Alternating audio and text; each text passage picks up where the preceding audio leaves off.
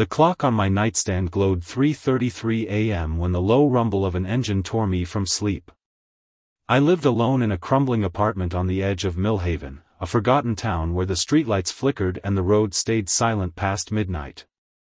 The sound was deep, guttural, like a beast idling, and it had dragged me awake every night for the past week. I shuffled to the window, peeling back the curtain, my breath fogging the glass. There it was again, a red bus, old and rusted, parked across the street under the sickly yellow glow of a street lamp. Its windows were blacked out, not with tint but with something thicker, like paint slathered on carelessly. The engine growled, but no one got on or off. It just sat there, waiting, like it was watching me. I'd heard the rumors since I was a kid. Everyone in Millhaven had. If you see a red bus at 3:33 a.m., don't get on it, they'd say, usually with a nervous laugh, like it was just a story to scare kids around a campfire. But the old-timers at the diner, the ones with weathered faces and eyes that saw too much, didn't laugh. They'd lower their voices, glance over their shoulders, and mutter about people who'd vanished after taking late-night rides. Names like Tommy Brewer, who left for a smoke and never came back, or Ellen Carter, who was last seen at a bus stop in '98. I wasn't the superstitious type, but staring at that bus night after night, its hulking shape unmoving yet alive with that endless rumble, I felt something cold settle in my gut, heavy as lead. My name's Caleb Dunn, and I worked the graveyard shift at a 24-hour gas station off Route 17, a dead-end job that paid just enough to keep the lights on and a six-pack in the fridge. My routine was simple: clock out at 3 a.m., walk the half-mile home, crash until noon. I'd been doing it for years, ever since I dropped out of community college and realized Millhaven had a way of trapping people. The bus started showing up the night I took a shortcut through the old industrial district, a maze of abandoned warehouses and cracked pavement where the air smelled of rust and damp concrete. I'd been too tired to notice it at first, my boots scuffing the ground, my mind on the ache in my legs. But by the third night, I couldn't ignore it.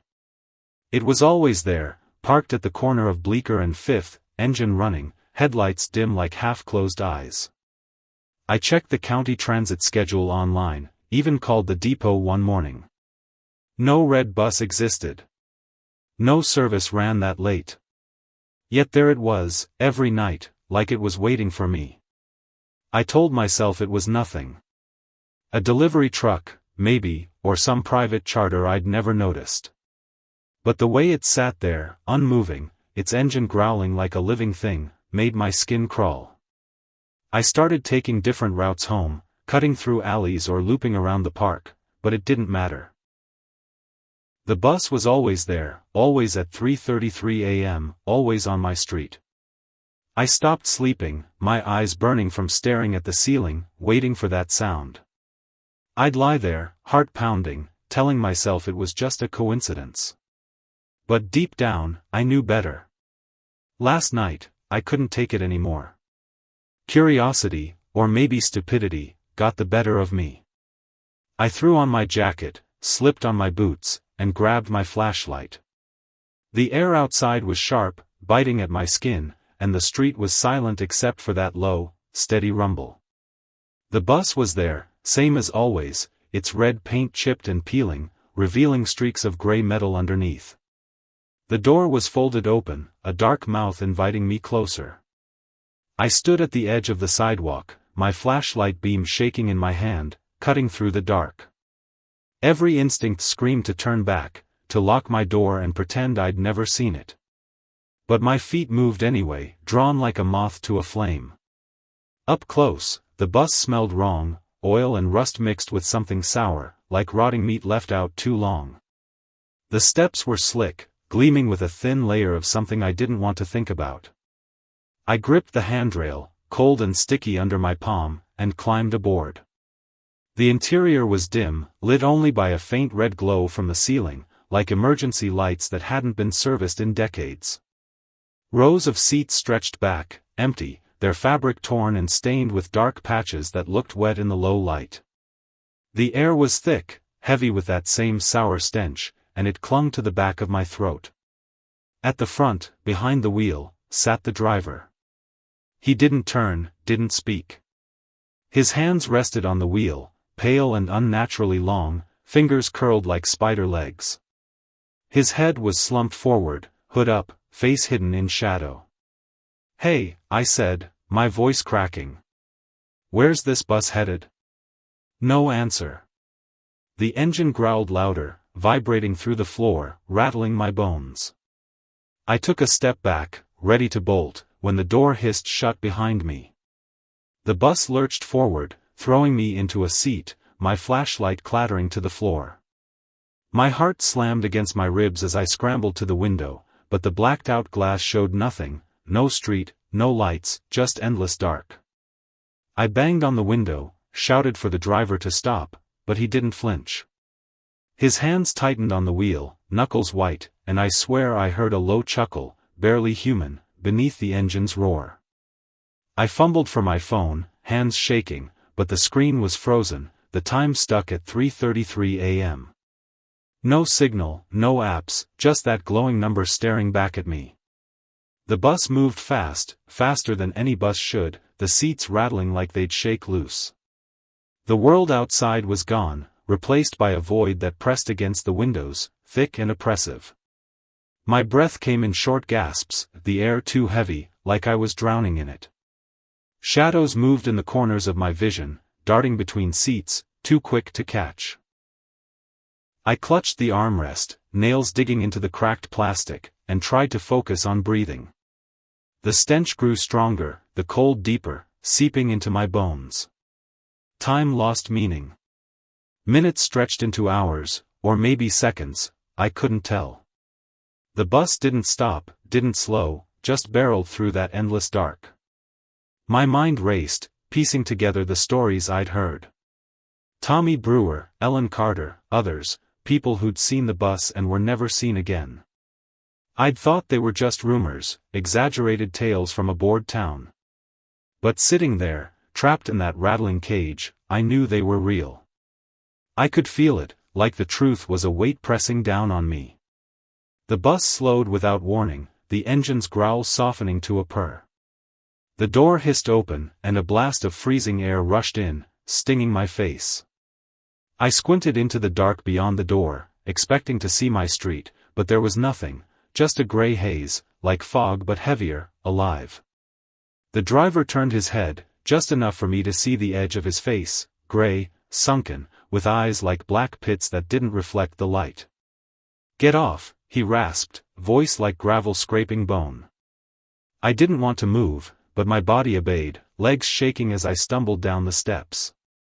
The ground was cold, hard, like polished stone, and the air was thick with that sour stench. The bus door snapped shut, and it peeled away, its taillights swallowed by the haze. I was alone, or so I thought, until I heard it, a faint shuffle, like footsteps dragging across the ground. I spun around, flashlight beam cutting through the fog, but there was nothing. Just silence, heavy and wrong. I walked, though I didn't know where I was going. The haze parted in places, revealing glimpses of a place that wasn't Millhaven. Cracked pavement stretched endlessly, lined with shapes that looked like buildings but weren't, twisted, windowless husks that leaned at impossible angles. The air hummed, a low vibration I felt in my chest, and the shadows were back, flitting just out of sight. My flashlight flickered, the beam weakening, and I cursed under my breath, smacking it against my palm. Hours passed, or maybe days. Time didn't work right here. My phone was still useless, the screen stuck at 3:33 a.m. My throat was dry, my legs heavy, but I kept moving, driven by some instinct to find a way out. The haze thickened, then parted, and I saw it, a signpost, rusted and bent, with the words, "Millhaven, 1 mile," scratched into the metal. My heart leapt, a flicker of hope, but as I got closer, the letters shifted, twisting into something unreadable, like a language I'd never seen. I don't know how I found my street. One moment I was in that endless haze, the next I was standing outside my apartment building, the familiar cracked sidewalk under my boots. But it was wrong. The streetlights were dimmer, casting long, jagged shadows. My building looked older, decayed, its brick facade crumbling, windows boarded up with splintered wood. The air was too still, the silence too heavy. I fumbled for my keys, hands trembling, and unlocked the door. The hallway was wrong too, walls stained with dark streaks, lights flickering, that same hum filling the air like a heartbeat. I climbed the stairs, each step heavier than the last. My apartment door was ajar, the lock broken, dangling like a snapped bone. I pushed it open, and my stomach dropped. The room was empty, not just of furniture but of life. Dust coated the floor, thick and undisturbed, like no one had lived here in years. The walls were covered in scratches, deep and frantic, like something had clawed its way out. In the center of the room, on the floor, was a single photograph, me, standing on the street, staring at the red bus, my face pale and eyes wide with fear. I picked it up, my hands shaking so bad I nearly dropped it. The photo was old, the edges yellowed, but it was me, clear as day. I didn't remember anyone taking it. I didn't remember standing there that long. My chest tightened, the hum growing louder, vibrating in my skull. The lights flickered out, plunging the room into darkness. I stood frozen, clutching the photo, my breath loud in my ears. Then I heard it, the low, guttural rumble of an engine, right outside my window. I stumbled to the window, yanking the curtain aside. The red bus was there, parked across the street, its blacked-out windows staring back like empty eyes. The door was open, and the driver sat motionless, his hooded head tilted toward me. I backed away, the photo slipping from my fingers, and ran for the door. The hallway was darker now, the walls pulsing with that hum, the scratches deeper, fresher. I took the stairs two at a time, my boots slipping on the slick steps, and burst outside. The street was empty. No bus, no rumble, just silence. I stood there, gasping, my breath clouding in the cold air. My phone buzzed in my pocket, and I yanked it out, hands shaking. The screen was alive again, but the time still read 3:33 a.m. A notification blinked, a single photo, downloaded from nowhere. It was me, standing in my apartment, holding the photograph of myself. I don't know how long I ran.